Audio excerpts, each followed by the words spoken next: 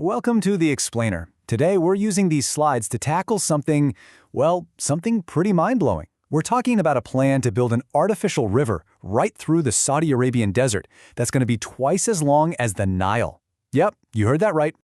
Okay, so I want you to picture something. Think of Saudi Arabia. You probably imagine this kingdom just floating on a sea of oil, right? These incredible, futuristic cities literally popping up out of the sand. But underneath all that incredible wealth, there's this huge fundamental problem. And it's one that money, on its own, just can't fix. So what do? Well, what if you decided to just build your own river? I'm serious. An artificial, underground network of pipes stretching for thousands of kilometers. It's like a direct challenge to nature itself. I mean, that sounds completely impossible, doesn't it? So the big questions are, how in the world are they pulling this off? And maybe more importantly, where is all this water even coming from? Okay, let's dive into the incredible engineering here and the real paradox at the heart of this whole thing. All right, first things first. Before we can even talk about the solution, you've got to understand the sheer scale of the problem they're up against. This quote really just nails it. Think about this for a second. Saudi Arabia is the largest country on the entire planet without a single permanent natural river. Not one. So you've got a country that's almost all desert. You get basically no rain. And on top of that, the population has exploded. It's shot up 8 times since 1950. That's not just a problem. It's a perfect recipe for an extreme water crisis. So what did they do? Well, for decades, they turned to this hidden source of water, deep, deep beneath the sand. And it seemed like a good idea at the time, but it was a decision that would have, well, pretty devastating consequences. They started pumping something called fossil water, and it's exactly what it sounds like. It's ancient water trapped in underground aquifers for thousands, maybe even millions of years. But here's the kicker, and this is the most important part. It's totally non-renewable. Once you use it up, it's gone. For good.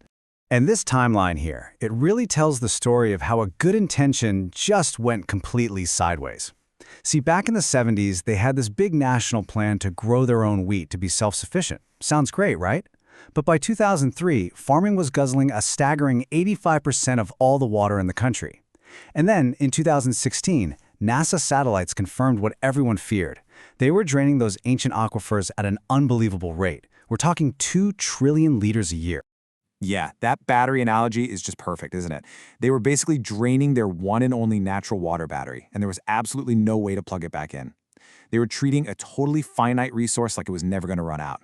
So they're facing this massive crisis. What do? They decide to launch one of the boldest, most ambitious engineering projects in human history. And you got to understand, this isn't just about water anymore. It's a huge piece of their whole Vision 2030 plan to create a future that doesn't depend on oil. So what's the plan? Get this. A massive network of special anti-corrosion pipes buried underground, stretching for 12,000 kilometers. Let me put that in perspective for you. That is more than double the length of the entire Nile River. And the amount of water this thing is designed to move, it's just staggering. We're talking 9.4 million cubic meters of fresh water every single day. That's enough to fill almost 4,000 Olympic-sized swimming pools every 24 hours. Just wow. Okay, but powering all this, that takes a mind-bending amount of energy. Just the pumping stations alone. And remember, these things have to push all that water, sometimes uphill to cities way up in the mountains. They eat up almost 10% of the entire country's electricity, just for the pumps. Okay, so if the ancient fossil water is off limits, where is all this water for the new river coming from? The answer is the ocean. They are literally turning the sea into fresh, drinkable water.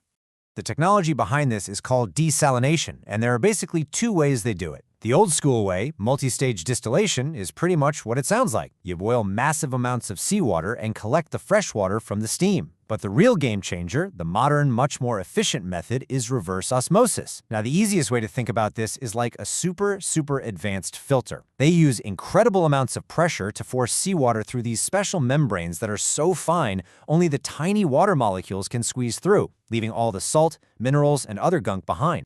But you know, there's no such thing as a free lunch. Every miracle like this has a cost. And when you create a river out of the sea, you're left with something pretty nasty. Right, think about it. You can't just make salt disappear into thin air. So when you take all that salt out of the seawater, what happens to it? What do you do with this huge amount of super salty, chemical-filled sludge that's left over? Well, the answer is a number that is, honestly, it's hard to even wrap your head around it. 329,000 tons. That's right, 329,000 tons. That is the weight of the super-concentrated, toxic salt waste, they call it brine, that this process creates. And that's not per year or per month, that's every single day. To give you an idea of how much that is, it's like taking 1,600 blue whales and just dumping them into the ocean every single day. And this brine, it's not just extra salty, it's warm and full of chemicals from the process. They pump it right back into the sea and it creates these massive dead zones where nothing can live. It just decimates marine life and destroys fragile ecosystems like coral reefs. But the story doesn't end there. The cycle of innovation just keeps on turning. So after creating this incredible solution to their water problem, Saudi Arabia is now trying to figure out how to solve the new problems that the solution created. And they're looking at some really cool ideas. First, there's smarter disposal. Instead of just dumping the brine in one place, they use these deep-sea diffusers to spread it out, which minimizes the damage. But the second idea, this is where it gets really interesting. Something called brine mining. The plan is to actually develop technology to pull valuable stuff out of the waste. We're talking magnesium, potassium, other rare minerals. They could literally turn a toxic byproduct into a brand new, profitable industry. So, when you look at this whole massive project, born out of desperation, built with incredible ambition, it really leaves us with a huge fundamental question, doesn't it? Can our technology really conquer the limits of nature? Or are we just kicking the can down the road, transforming one crisis into a new one for the next generation to solve?